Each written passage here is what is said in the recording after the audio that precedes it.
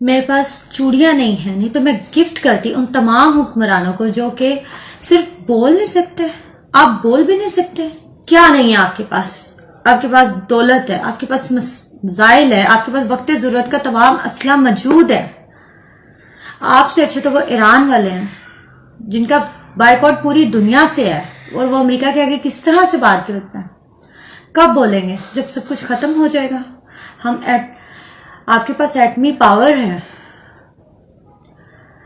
ان تمام مصنوعات چیزوں کا بائیکاٹ کرے جن سے خرید کر یہ ہمارے مسلمان بھائیوں پر بم گراتے ہیں، ہمارے ہی بہن بھائیوں کو گولی.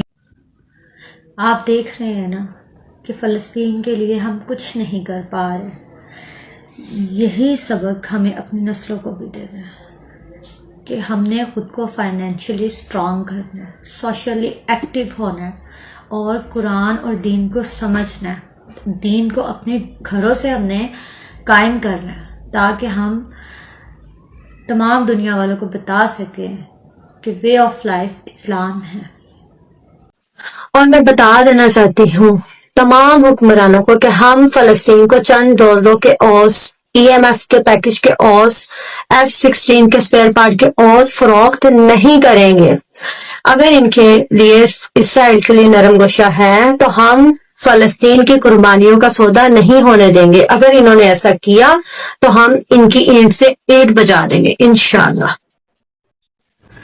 اگر تم نہیں لڑ سکتے تو نہ لڑو، اگر اسلحہ نہیں ہمیں دینا چاہتے نہ دو، کم سے کم امت کے لیے رستے کھول دو. ہم خود جانا چاہتے ہیں اپنے بچوں کے ساتھ. یہ امت کی نوجوان بیٹیاں جانا چاہتی ہیں وہاں غزوہ میں جا کے امت ان کی بچیوں کے ساتھ مل کر یہ اسرائیل کے خلاف جنگ لڑیں گی.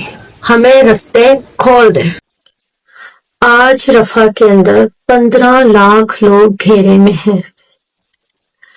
بچے، بزرگ، خواتین. 2 سرحدیں کا گزر تھا جہاں پہ اسرائیل نے قبضہ کر لیا ہے. وہ لوگ بھوکے پیاسے سمندر ہوا کے قبضے میں ہیں.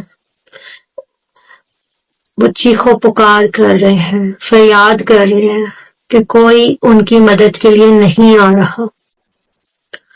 پرسوں ایک تصویر آئی کہ رفح کے اوپر اسرائیل نے قبضہ کر لیا ہے. وہاں دکھایا گیا کہ بچوں کی لاشوں کو کاٹ دیا گیا ہے.